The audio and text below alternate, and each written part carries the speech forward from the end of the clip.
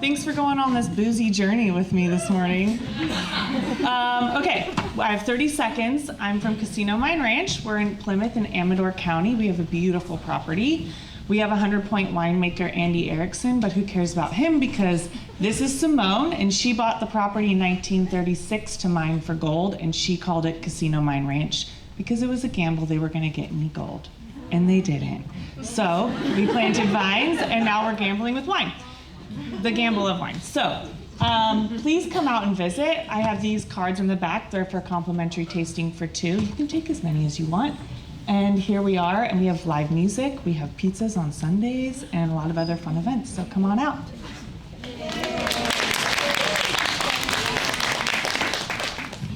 Cool. So that's what we call our little espresso shots, little 30-second pitches. So if you ever have an interest in pitching your business, anything that you'd like the community to know about, feel free to send us an email. We will have slots for 2 each month. So if you're interested, let me know. So, our theme for April is spicy. It was chosen by our Tucson chapter and illustrated by Sophie McTear. Oh yeah, that's hot. When you're cooking, spices add flavor, depth, and complexity to an otherwise plain culinary dish. Spicy foods interact with receptors in our mouth and can trigger sensations of heat and even pain. Can you handle it? Being open to trying new and bold tastes is a good lesson for bringing daring and originality into all our creative endeavors. As they say, variety is the spice of life. Spicy can also be exciting and suggestive. A spicy comment or joke is provocative or controversial. Such spicy takes often challenge conventional beliefs and ignite strong, passionate reactions from people. So, how can you make your work and approach to life spicier? Let's bring the heat. And did you know that the #1 way people learn about Creative Mornings Sacramento is through their friends? So we invite you to bring a friend, whether you've never heard of Creative Mornings, have been away for a long time, excited to be back, or a Creative Mornings regular, but just need a little push from a friend to join. Please bring your friends next time, have them tag along. And in the spirit of making friends, I would love for everyone to at least turn to someone around you that you don't know, preferably if you're okay with that. Say hello, shake their hand, fist bump, whatever you're comfortable with. Give them your name and your level of spicy that you like. Okay. My God. It's like Mackenzie gives you a sip of champagne. Y'all are like stoked to talk. Well, I hope you made a friend. Thank you, Mackenzie. We love our volunteer team. Thank you so much to all of our volunteers who help us every month and in this morning, getting everything set up for us. Appreciate all of you so much. And an absolute special thanks to my consistent team so far. Thank you to Maddie, our photographer. She's phenomenal. And Rachel running all of our social media, and David doing all of our videography. So thank you guys. If you need them for anything, their social handles are up here. Rachel is not a full-time social media person. She's an amazing artist, so definitely check out her work as well. Oh no. Okay. Yeah. And if you'd like to volunteer, please send me an email. I could use your help. And I put this note to myself because does anyone know how to do this? We had a 501c3 set up 4 years ago. It has since lapsed. I have no idea how to reestablish it. You go to some government webpage and I just can't read. So if anyone knows how to do that, please help me. That'd be awesome.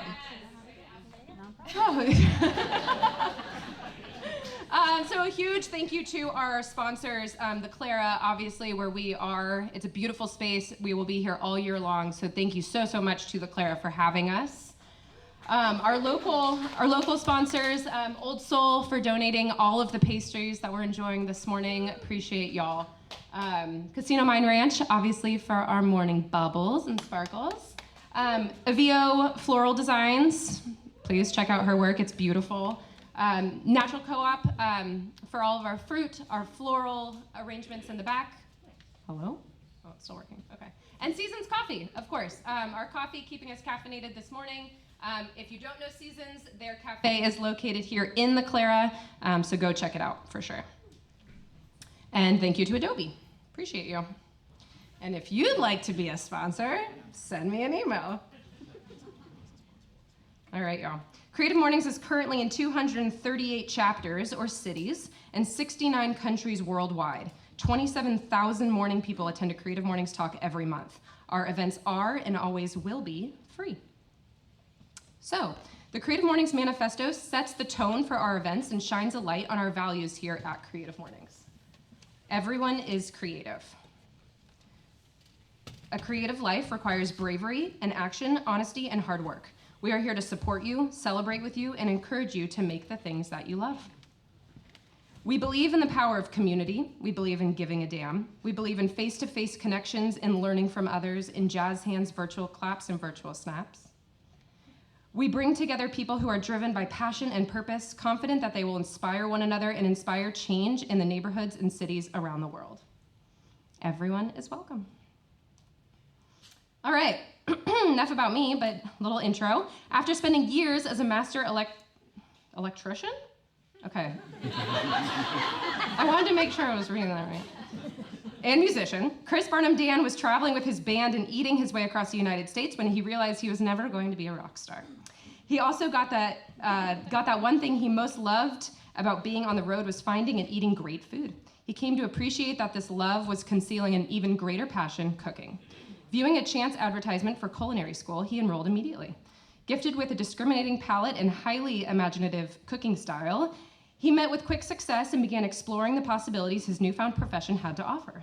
Now with his wife Jessica, he owns and operates a Michelin-starred restaurant that has been awarded a Wine Spectator Best of Award of Excellence for 4 years and also was a semifinalist for a James Beard Award for the best chef in California.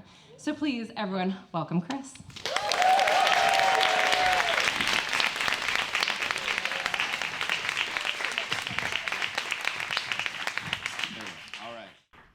Hello, my name is Chris. I would consider my spice level to be molten lava or the hottest pepper on earth. So I hope you guys are ready for this. I know a lot of people would probably be concerned about how to fill 20 minutes. I'm very concerned that I'm going to get through 2 slides in 20 minutes. So hopefully I can keep this on track. I love the idea of spicy. I think my character is most definitely that. I am very bold and very honest in my approach to everything in life, especially cooking and managing a restaurant. So whereas obviously food would be the easy correlation with spice, my presentation is a lot more about being a creative in a world that demands business and finances and all those other things that most of us could care less about. Really what we care about is the art that we're creating, the people that we surround ourselves with, and the families that we have. So we're gonna get right into this. What makes a spicy person? Like I said, we're not talking about food today, so I don't know if I'm a chef, but we're doing something else. Who do we consider a spicy person? We're going to go through these in detail, but somebody that doesn't follow the rules. That doesn't mean that you break rules that are meant to be there for good reasons. It just means not following what everyone has designated is going to be the way that you have to do things. Number 2, someone who loves to live life without boundaries. If you know me, I say yes to everything. It doesn't matter what it is. If it's an opportunity for an experience in any way, shape, or form, I say yes. The worst thing that happens is you wasted a little bit of time and you learned something from it. Number 3, someone that is extremely passionate. If you know me, there is not a better embodiment of passion. Everything I do in life is driven on passion. I could care less about anything else. Are you happy doing what you love?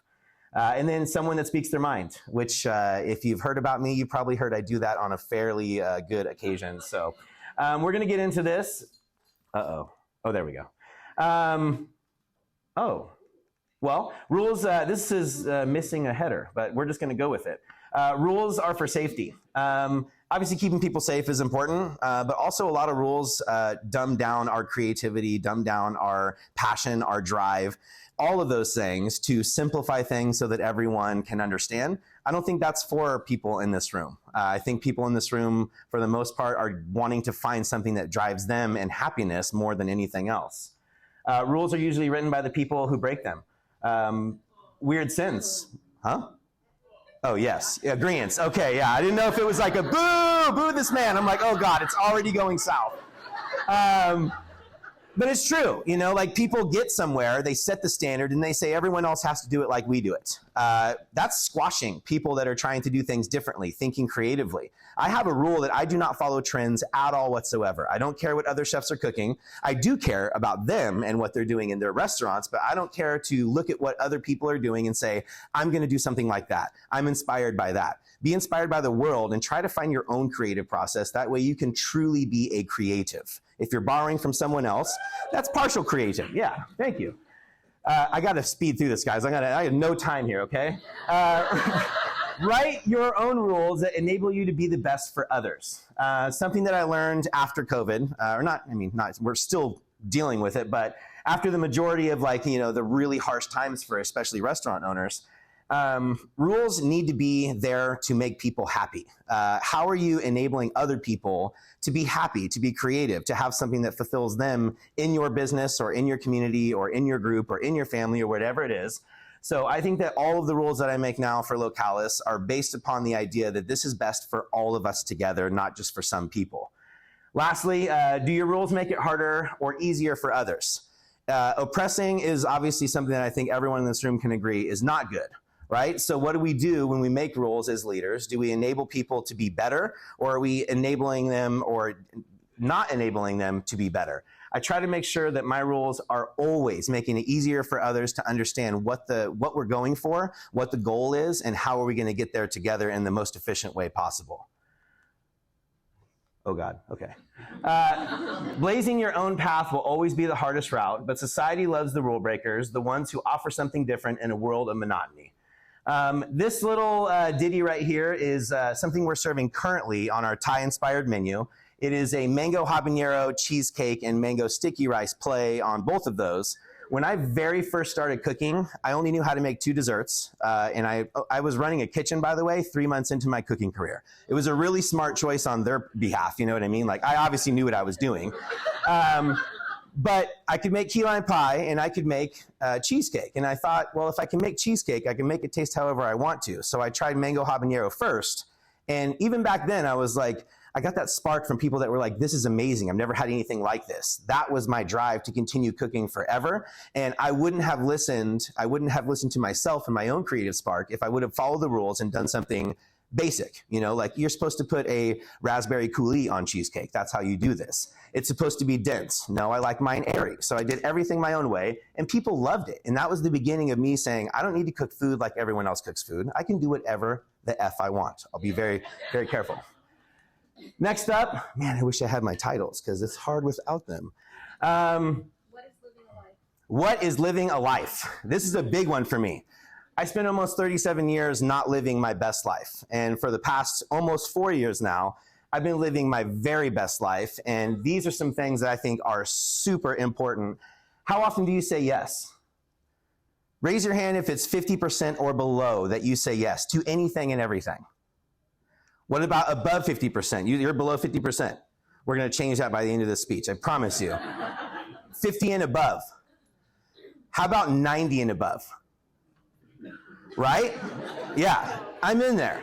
You wouldn't believe some of the stupid shiz that I've done saying yes, right? Say yes to everything. There's almost no reason to not say yes to any opportunity that presents itself in front of you. Very rarely are we making a choice that's going to change our lives for the long term if we're just saying yes to, do you want to go skydiving? Do you want to go somewhere and see this concert? I've never heard of the band. It doesn't matter. Just say yes. Go with your friends. Interact with them in something they love. Saying yes has enabled me to live an incredible life and see all sorts of amazing things just because I didn't care whether I was interested in it or not, whether it was for me or not. It didn't matter. You just say yes. Are you concerned with what others think about you? Like I mentioned, 37 years of only paying attention to those that had opinions about me. 4 years of only caring about the opinions of those that I surround myself with and the people that I care about. It is so much better to not be concerned about what others think about you because they are trying to get you to follow their rules from the previous thing. Do you make life decisions based on security or happiness? This is a big one for me. Hot take, don't ever give a flying shit about how much money you can make on something or what someone's going to think or your stature or what you drive around or what you have on your wrist or any of those things. Care about your happiness. Most of us are looking for happiness in places that you cannot touch with money, you cannot touch with success, you cannot touch with any of that. We're looking for love, we're looking for acceptance, we're looking for things that are so much more meaningful than anything that you could be secured in. So make choices on happiness and happiness alone. I think that will always lead you in a better place. Yeah, it might be tough when you don't have money for rent, or you don't have this, or you have to close your business, or you have to do that. Find the happiness in everything. In your heart, what do you really want to do with your life? Do you know that most, and I would say above 90% of the people that I know, work in jobs that they don't necessarily like? They spend their whole lives working at a job that they don't like. That is where you spend so much of your time. If you are unhappy there, it's going to be really hard to find happiness anywhere else. So for me, I always say, do with your life what you want to do and try to make that work first. That being said, this is a view off my property. I live here. I know how lucky I am, trust me. The life of your dreams is all perspective. If every step you take is meaningful and dictated by your happiness, you will find more joy in all aspects of life. Our dream home's view. We bought this house 12 years ago. We've been living in this house for 20 years together. My wife and I, and my oldest 21-year-old, and our 3 kids now. We didn't have this view for 17 years, 16 years. We didn't even know it existed. One day I got fed up with all of the brush and all the stuff, and I started cutting things down and working for weeks during COVID because I had the opportunity to have time to do that. And I exposed this view, and then I built a whole thing to do dinners outside with this view doing that. The dream home was always there. Sometimes you have to change your mindset of, once I get to this spot and I get my dream house, live in the house that you live in, make that your dream house. Your perspective can literally dictate what is your dream, what is your happiness. You can choose to have this be the ultimate, no matter what it is, and continually working on that throughout the rest of your life. Where does your passion lead you? Thank you. You're amazing. Team effort here. Where does your passion lead you? How many people here have been told, don't just follow your passion, you got to do something that is actually going to be substantial or make it or whatever else? Yeah, lots of people, right? Like, that's the rule. You can't do that. Are you passionate about what you do? And if you're not, stop doing it and find something else to do. It doesn't mean that you have to be, if you want to be a marine biologist, that if you're not that, you're going to be unhappy. And hey, are you a marine biologist? That's awesome. All right. I'm a chef, by the way, just so you know. But you can find something that you're passionate about, right? You can find some way to start accessing a little bit of the things where you're like, well, I know I have to have a job. Maybe I can find a job, if I'm going to get paid the same, maybe I can do something in this little area where I think I actually might like this. That's going to drive you into something that'll go to the future. Can you be passionate about anything and everything? Absolutely, yes. This is something that I had to learn in a really brutal and kind of gnarly way, but understanding that you can literally find the passion in everything. You can choose. We forget that how we are the most capable creatures on the planet. We can literally think things that nothing else can think about, and we can literally choose to say, I'm going to be passionate about my family. I'm going to be passionate about raising these goats. I'm going to be passionate about going to work. I'm going to be passionate about the way that I drive. You can be passionate about anything. You just have to choose to believe that. Does passion drive your choices, especially in business? This, for me, when I started Localis, there's no kids in here, right? I can cuss a little bit, just a little bit, lightly. There's one. Earmuffs, okay. When I opened Localis, I had already been in a career that I did not enjoy. The money was great, but I didn't care anymore. I wanted to do something that I wanted to do. When I had the opportunity to open Localis, I had just a couple of rules. Number one, I didn't give a fuck what was supposed to be cooked at that restaurant. I didn't care. I wanted to cook food that I was excited about, that I wanted to eat, and that was my rule. I don't care. I'm not putting chicken on the menu because you think that we have to have chicken. I'm not putting a steak on the menu because we have to have steak. This is Sacramento. You have to have this. I'm going to cook the food that I love. Hopefully people like it. And when you start making choices based on that, instead of how do we get the most money in the bank account? How do we make sure that we succeed? I didn't care about anything at the beginning except for customer satisfaction. I wanted them to leave wanting to come back. I didn't care about the pennies that I could pinch from having a lesser ingredient, doing this not the right way, whatever else. All choices made based on passion. And it worked. And I think it can work for so many more people if you really put your energy behind that versus trying to count every penny that you can get from everything. Can you separate the difference between a good choice and passion only? This is where it gets a little sketchy, because as a super passionate person, I could have made some really bad choices based solely upon that, but you have to always be a little cognitive of the repercussions of that passion. Is it driving you to something healthy, or is it driving you to something unhealthy? Uh-oh.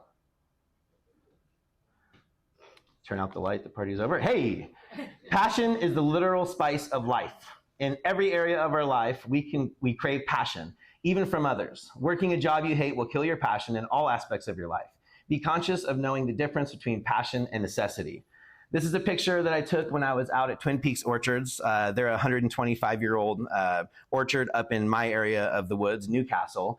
Incredible family that still owns it, and they started growing vegetables because they had to diversify what they were doing, because they love farming, but they weren't making it solely with what they were doing. Going out there and digging into the soil and tasting things straight out of the ground and talking to people that are growing that are passionate about what they're doing is what inspires my passion at Localis. So it's always so important to go and reconnect with the things that you love most. Yeah, I have a Michelin star and a bunch of accolades and a bunch of things are great at the restaurant, but really my biggest desire is to be out in a field tasting things and thinking about what I could do with those things. So always making good choices, being passionate, but remembering at the same time that everything has to fall in line with what it is that your goal is. Speak truth and enter. Speak truth and enter. By the way, next week we launch our Lord of the Rings inspired menu. Like I said, I get to do whatever the F I want at my restaurant. So nerds unite, yes, yes. It's about being honest. And I used to use the words brutally honest all the time. Now I look at it and it literally disgusts me. I want to puke in my mouth when anyone says I'm just brutally honest. That's an incredibly rude thing to do and say and be. Nowadays, grace and honesty can be together.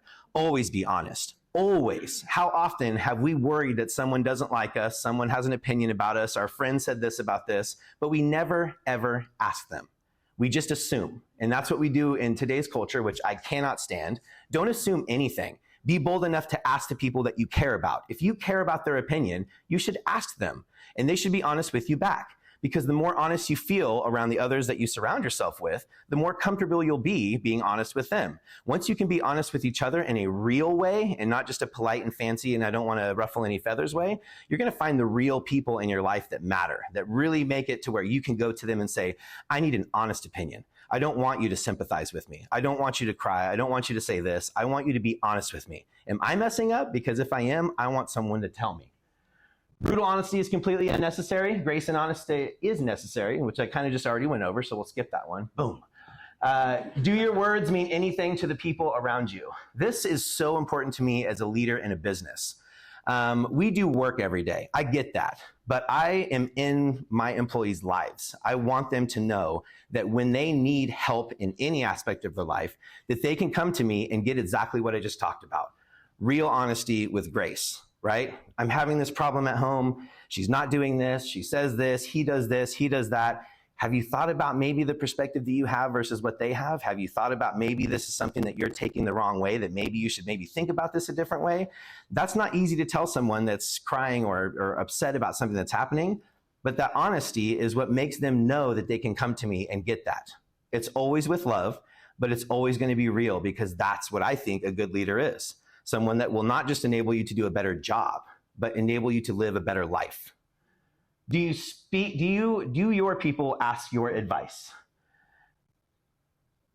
I won't cry today, but I will talk about this because I've always craved to be a mentor. Ever since I was a very young person, I wanted people to come to me and I wanted to help them, but they didn't because of my personality and the things that I was trying to do. It was all about me. But now that it's not, the idea that people come to me for advice and I can give them advice without ever trying to say, well, I've done this and I've done that, but just solely because I love that person and I want to see them be the best that they can be, this is something you should strive for. Do your people come to you when they need advice? And if they do, hold that so sacred and so special and never, ever break their trust with you when it comes to that. Do they ask because you will give them what they want? We're kind of tying this all together because if you're that person, everyone's going to come to you. my, boyfriend, this and that. Oh, he's such a jerk. My girlfriend doesn't do this. Oh, she should totally do that. Those are the people that just sympathize all the time and never think about what they're saying. And you're giving someone a false sense of insecurity or false sense of security. I have a false sense of insecurity. It's called ego, people. I'm trying to kill it. But I don't ever want to give people what they want. I want to give them what they need. Our lives are filled with wants. That's all we strive for. Want. Yes. Want. I want this. I want that. What do you need? That's the difference. I need honesty. The only way that I build friendships, which is very hard for me to do, is knowing that someone is real. When you get into a very serious conversation, the third time you've ever met someone and they're like, this is way too intense for me, I'm like, you're not my kind of person then. That's okay. I love you, right? But if you just want to have superfluous conversation and not really talk about anything important, then that's not really fun, I don't get mad. I don't debate. I don't have conversations like that with people, but I want to talk about real stuff. We live real lives. I have children. I have a business. All of you in here have lives and important things in your lives. Those should be the focus of what we talk about. Talking about, reality TV stars and, whatever somebody's doing on social media just doesn't matter to me. And it's not part of my existence. Are you willing to die by your own sword? This one is so important to me. You can't wield the sword and truth without knowing that that is a double-edged sword, that you have to be comfortable with people being honest and real with you at all times. I crave that now. I literally look for people to bring what they don't like or something I've said or done to me. Bring it to me so that I have the opportunity to show you my character and saying, I was wrong. I messed up. That was my bad. I apologize to you for doing that. I apologize for saying that. I was in an uncomfortable position. I was embarrassed. I was mad because you got this and I didn't. The more you can actually say that and live that and actually take that, the more comfortable everyone is around you. I've got some young and one old gentleman. I'm sorry, I had to take the dig. I had to take it. He's older than me, guys. He's older than me, okay? They work with me day in and day out, and they know that anytime that I'm in the wrong, that I will be the first to raise my hand. I won't wait for someone to call me out. I will say, I messed up. I did this. It's my fault, and I'm really sorry. Here's what I'm going to do, how to fix it. Why I will always be effing spicy. Always. By the way, that's my spiciest son, Walker. He's 10. You can see by the face. That's my incognito spice kid, Weston, right there. That's me. Behind here, you can't see her, but this is Willow. She's the newbie. I have a 21-year-old, 10-year-old, 9-year-old, and 18-month-old. So my life is effing spicy all the time. Always be bold. Bold is not a negative thing. Bold doesn't mean you're rude or rambunctious or any negative connotation. Bold means you stand for who you are, and what you see in the world. Always be honest. Always. Without any sort of, maybe this or maybe that, white lies, none of it. Stay honest 100% and your life will always be better. Always passionate, because passion is literally the spice of life. It is the thing that drives us all. Our passions are what we hold dearest. It's what we want the most. It's the thing that speaks to us the loudest. Always driven. Do the effing work. Don't expect anything easy. Work is beautiful. Can you be passionate about the process? At Localis, I say all the time, who cares about the Instagram picture at the end of the day? Working to get to that spot, caring enough to stay, late, come in early, and I'm not talking about free labor, doing that extra work, taking that extra mile, and really in putting yourself into the actual process of what you're trying to get to. Stay driven. Stay always wanting to work. Don't ever take the easy route out. Always speak my mind. I will always speak my mind, no matter what. It is who I am as a person, and the more that I, age, very, very gracefully, by the way, the more that people kind of understand. Some people are going to be, he's going to say whatever's on his mind, blah, blah, blah. That's great. Part yourself from me. The people that are like, he's always going to speak his mind. I love that about him. Those are the people that you surround yourself with. I just wanted to show some pretty food, because that's what we do at Localis. Delicious first and foremost. There is nothing else in that world that I care about than delicious food with textures. But this craft is hard, and what we do is not your everyday. Could I be happy making barbecue? Yes, I love making barbecue. Could I do barbecue every day? Not even close. I would die inside. We change our menu every 5 weeks. It's a 12-course tasting menu, which is a whole crazy amount of work. And usually when you reach the heights that we've reached at our restaurant, you stagnate. You start getting comfortable because that's what's easiest, is to know everything that you're doing every day. I want us to be changing and learning and growing constantly. The only time I really have a problem with people at Localis is if I don't see them growing. Once they become stagnant, I'm like, what's going on? You're not pushing yourself. I'm not going to push you. That's not my job. But I really want to make sure that you push yourselves. Really amazing corn dessert. All about corn. We did corn savory, corn sweet. This is a banh mi and pho together. We did a really fun representation of that, where when you bite into this little sandwich, it's everything that you'd want out of a bowl of pho and a banh mi at the same time. Super fun. One of the favorite courses from there. And then octopus. I said octopus. Hey! Signature dish at Localis. No one was serving cooked octopus in Sacramento when I started. And now there's a whole lot of restaurants serving cooked octopus on their menus. I'm thankful for that, but it's been on our menu ever since day one. We change the preparation of it every single time we change the menu, but the preparation of this is something that we find, really appealing, and it's been kind of one of those things that brings people back to the restaurant over and over and over again. And that is my last slide. Can you believe I just did this? Raise your hand if you've met me before. How many times have I talked your ear off to the point where you're like, oh my God, shut up? Yeah, there you go. See, that's what's up. That's what's up. I'm so proud that I just finished that in under 20 minutes. I cannot believe that. So thank you.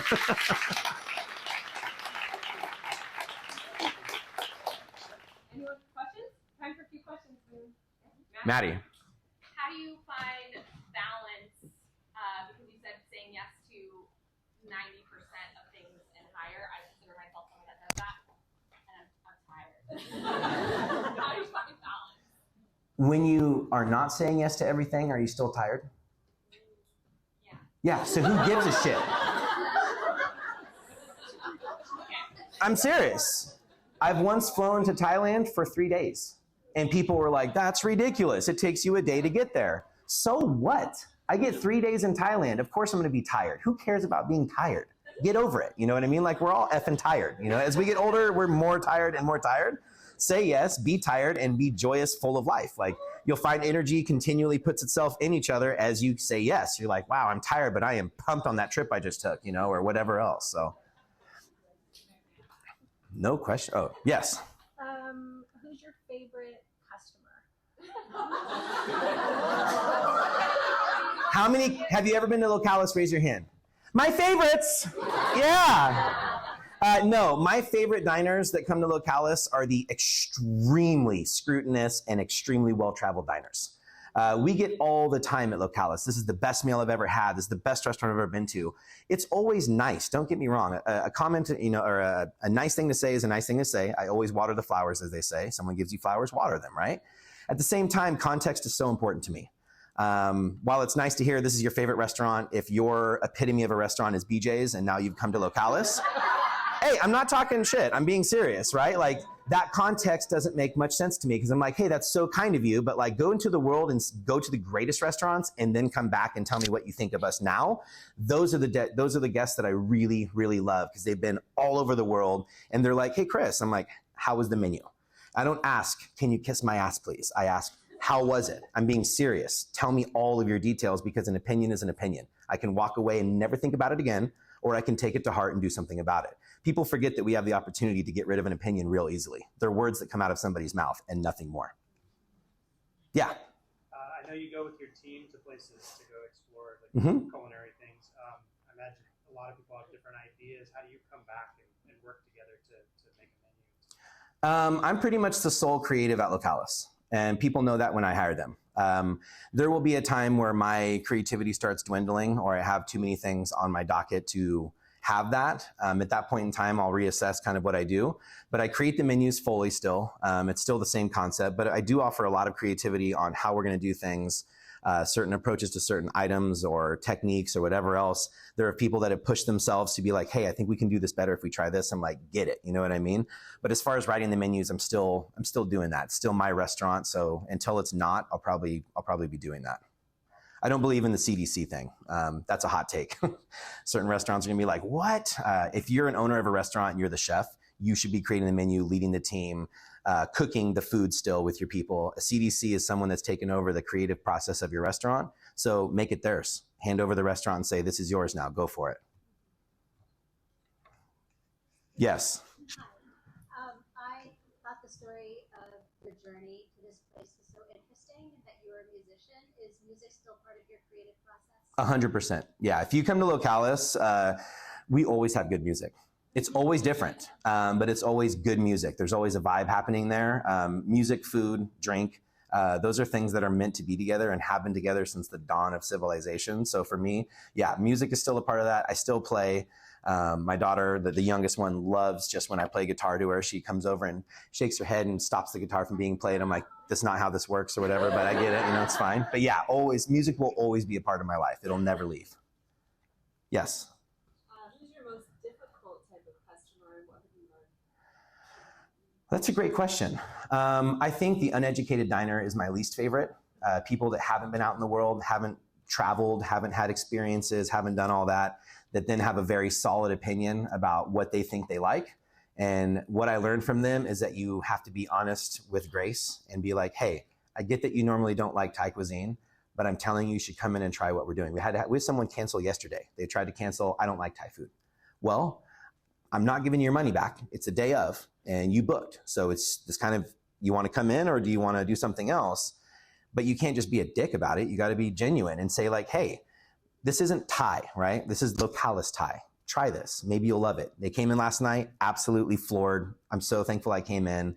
You just learn over and over and over again that there's certain guests that you know that you can get through to and certain guests that you cannot. And learning to just be like, you know what? You've sent back the last 4 dishes.